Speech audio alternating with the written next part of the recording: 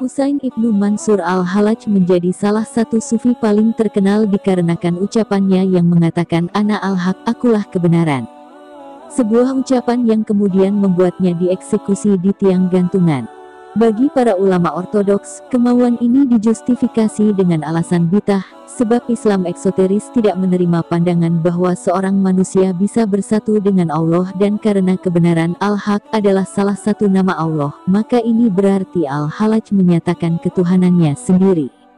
Kaum sufi sezaman dengan al-Hallaj juga terkejut oleh pernyataannya, karena mereka yakin bahwa seorang sufi semestinya tidak boleh mengungkapkan segenap pengalaman batiniahnya kepada orang lain. Mereka berpandangan bahwa al-Hallaj tidak mampu menyembunyikan berbagai misteri atau rahasia ilahi, dan eksekusi atas dirinya adalah akibat dari kemurkaan Allah lantaran ia telah mengungkapkan segenap kerahasiaan tersebut. Oleh karena pandangan-pandangannya tentang agama yang dinilai menyimpang, atas perintah Khalifah pada 923 Masehi, al-Hallaj akhirnya ditangkap dan dijebloskan ke dalam penjara. Berbagai keanehan terjadi bahkan sejak ia mulai dimasukkan ke dalam penjara. Pada malam pertama sewaktu ia di penjara, para sipir penjara merasa kebingungan karena al-Hallaj tidak ada dalam sel. Pada malam kedua, bukan hanya al-Hallaj yang hilang, penjara itu sendiri pun hilang. Pada malam ketiga, barulah segala sesuatunya kembali normal. Para sipir penjara itu bertanya kepada al-Hallaj kemana ia pada malam pertama dan kedua. Al-Hallaj menjawab, pada malam pertama aku ada di hadirat Allah. Karena itu aku tidak ada di sini. Pada malam kedua Allah ada di sini, karenanya aku dan penjara ini tidak ada. Pada malam ketiga aku disuruh kembali. Al-Hallaj dipenjara selama hampir 9 tahun. Beberapa hari sebelum dieksekusi di tiang gantungan, ia berjumpa dengan sekitar 300 narapidana yang ditahan bersamanya dan semuanya dibelenggu. Ia berkata kepada para narapidana itu bahwa ia akan membebaskan mereka semua.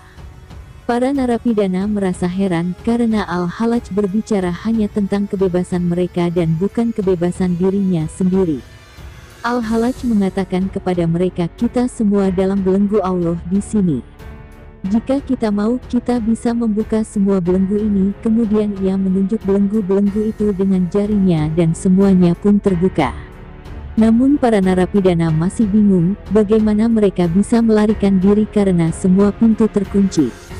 Al-Hallaj lalu menunjukkan jarinya ke tembok dan tiba-tiba terbukalah tembok itu. Engkau tidak ikut bersama kami? Tanya salah seorang dari narapidana. Tidak, jawab al-Hallaj, ada sebuah rahasia yang hanya bisa diungkapkan di tiang gantungan. Keesokan harinya, para sipir penjara panik melihat sel kosong dan hanya ada al-Hallaj di sana. Al-Hallaj mengatakan bahwa ia telah membebaskan mereka semua. Mengapa engkau tidak sekalian pergi bersama mereka? Tanya sipir penjara. Dia mencela dan menyalahkanku. Karenanya aku harus tetap tinggal di sini untuk menerima hukuman, jawabnya. Sang khalifah yang mendengar percakapan ini berpikir bahwa al-Hallaj bakal menimbulkan kesulitan. Ia kemudian memerintahkan untuk mencambuk atau membunuh al-Hallaj sampai ia menarik kembali ucapannya. Al-Hallaj dicambuk 300 kali dengan rotan, namun ia tidak bergeming. Bahkan setiap kali cambukan mengenai tubuhnya, terdengar suara gaib berseru, jangan takut putra Mansur. Sampai pada akhirnya, Husain ibnu Mansur al-Hallaj digiring untuk dieksekusi. Banyak sekali orang berkumpul untuk menyaksikan eksekusi tersebut, dan al-Hallaj berseru lantang kepada mereka, hak, hak, ana al-haq, kebenaran, kebenaran, akulah kebenaran. Al-Hallaj berjalan dengan begitu bangga menuju tempat eksekusi. Orang-orang bertanya kepadanya, mengapa ia begitu bangga menerima semua ini? Sang sufi menjawab, aku bangga karena aku tengah berjalan menuju ke tempat pejagalanku. Ketika dekat dengan tiang gantungan, dengan sukarela ia menaiki tangga sendiri. Seseorang bertanya lagi kepadanya tentang keadaan emosi batinnya pada saat ini. Al-Hallaj menjawab, perjalanan spiritual para pahlawan justru dimulai di puncak tiang gantungan. Ia kemudian berdoa dan berjalan menuju tiang gantungan. Beberapa saat kemudian, sahabatnya Shibli yang hadir di situ tiba-tiba bertanya kepada Al-Hallaj tentang apa itu tasawuf. Al-Halaj menjawab bahwa apa yang disaksikan oleh Shibli saat itu adalah tingkatan tasawuf paling rendah. Adakah yang lebih tinggi dari ini? Tanya Shibli lagi. Kurasa engkau tidak akan mengetahuinya, jawab Al-Halaj. Kerumunan orang mulai melempari Al-Halaj dengan batu, namun Shibli melemparinya dengan bunga. Tiba-tiba saja, Al-Halaj untuk pertama kalinya merasa kesakitan. Seseorang bertanya, mengapa engkau tidak merasa kesakitan dilempari batu tapi lembaran sekuntum bunga justru membuatmu kesakitan? Al-Halaj menjawab, orang-orang yang jahil dan bodoh bisa dimaafkan. Sulit rasanya melihat Shibli melempar lantaran ia tahu bahwa seharusnya ia tidak melakukannya. Sang Algojo kemudian memotong kedua tangan Al-Halaj, tetapi ia justru tertawa dan berkata, memang mudah memotong tangan seseorang yang terbelenggu. Akan tetapi, diperlukan seorang pahlawan untuk memotong tangan segenap sifat yang memisahkan seseorang dari Allah. Dengan kata lain, meninggalkan alam kemajemukan dan bersatu dengan Allah membutuhkan usaha keras dan luar biasa. Sang Algojo lantas memotong kedua kakinya. Al-Halaj lagi-lagi hanya tersenyum dan berkata, aku berjalan di muka bumi dengan dua kaki ini, aku masih punya dua kaki lainnya untuk berjalan di kedua alam. Potonglah kalau kau memang bisa melakukannya. Al-Halaj kemudian mengusapkan kedua lengannya yang buntung ke wajah sehingga wajahnya berdarah. Mengapa engkau mengusap wajahmu dengan darah? Tanya orang-orang. Ia menjawab bahwa karena ia sudah kehilangan darah sedemikian banyak dan wajahnya menjadi pucat, maka ia mengusap pipinya dengan darah agar orang jangan menyangka bahwa ia takut mati. Sang Algojo kemudian mencungkil mata Al-Halaj. Orang-orang histeris dan menangis, namun lainnya malah melontarkan sumpah serapah. Setelah itu, telinga dan hidungnya juga dipotong. Sang Algojo hendak memotong lidahnya, namun Al-Halaj memohon waktu sebentar untuk mengatakan sesuatu. Ya Allah, janganlah engkau usir orang-orang ini dari haribaanmu lantaran apa yang mereka lakukan karena engkau.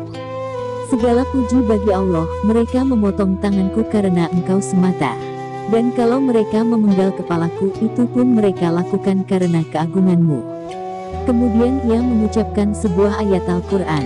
Orang-orang yang mengingkari hari kiamat bersegera ingin mengetahuinya, tetapi orang-orang beriman berhati-hati karena mereka tahu bahwa itu adalah benar. Kata-kata terakhir Al-Halaj adalah, bagi mereka yang ada dalam ketidaksadaran diri cukuplah sudah satu kekasih. Tubuhnya yang terpotong-potong tetapi masih menunjukkan tanda-tanda kehidupan dibiarkan berada di atas tiang gantungan sebagai pelajaran bagi yang lainnya. Esoknya, baru sang Algojo memenggal kepalanya.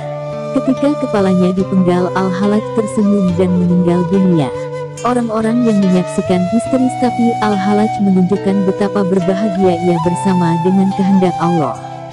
Dan tiba-tiba saja, secara ajaib setiap bahan tubuhnya berseru, akulah kebenaran, dan setiap tetesan darahnya yang jatuh ke tanah membentuk nama Allah.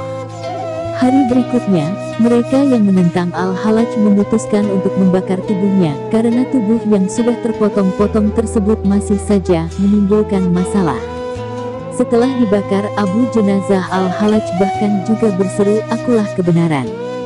Jauh-jauh hari, sebenarnya Al-Halaj telah meramalkan kematiannya sendiri dan memberitahu pembantunya bahwa ketika Abu Jenazahnya dibuang ke sungai Tigris, permukaan sungai akan naik sehingga seluruh Baghdad pun terancam tenggelam. Ia memerintahkan pembantunya menaruh jubahnya ke sungai untuk meredakan ancaman banjir tersebut. Pada hari ketiga kematiannya, Abu Jenazahnya memang dibuang ke sungai Tigris. Dan tiba-tiba saja air sungai naik. Si pembantu Al-Halaj kemudian menaruh jubah sang tuan ke sungai dan permukaan air pun segera surut. Demikianlah keajaiban pada kematian seorang Sufi Husain ibnu Mansur Al-Halaj. Tak hanya sampai di situ. Pada suatu hari, seorang tokoh terkemuka mengatakan bahwa ia melakukan salat sepanjang malam di bawah tiang gantungan Al-Halaj. Saat fajar menyingsing, terdengarlah suara gaib berseru, kami berikan salah satu rahasia kami dan ia tidak menjaganya. Sungguh inilah hukuman bagi mereka yang mengungkapkan segenap rahasia kami. Sahabat Al-Halaj Shibli juga mengalami hal serupa. Pada suatu malam ia mimpi bertemu dengan Al-Halaj dan bertanya, bagaimana Allah menghakimi orang-orang ini? Al-Halaj menjawab bahwa mereka yang tahu bahwasanya ia benar dan juga mendukungnya berbuat demikian karena Allah semata. Sementara itu mereka yang ingin melihat dirinya mati tidaklah mengetahui hakikat kebenaran. Oleh sebab itu, mereka menginginkan kematiannya karena Allah semata. Allah merahmati kedua kelompok ini. Keduanya memperoleh berkah dan rahmat dari Allah. Al-Halaj terkenal tidak hanya karena kontroversinya, tetapi juga karena kezuhudannya.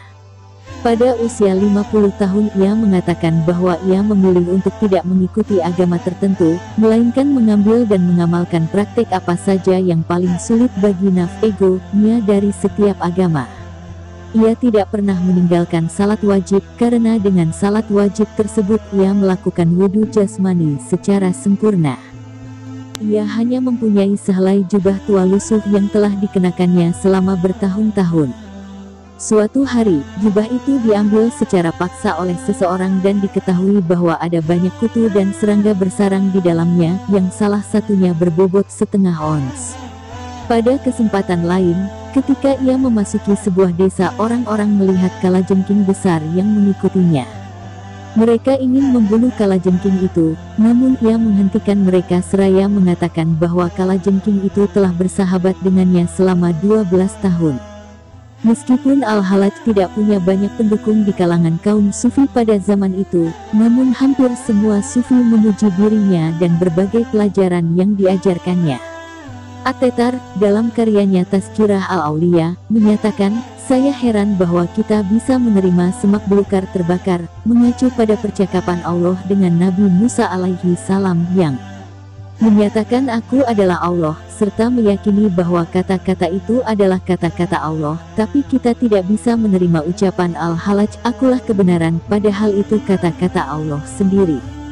Sementara di dalam syair epiknya, Masnawi, Jalaluddin Rumi mengatakan, kata-kata akulah kebenaran adalah pancaran cahaya di bibir Mansur Al-Halaj, sementara akulah Tuhan yang berasal dari Firaun adalah kezaliman.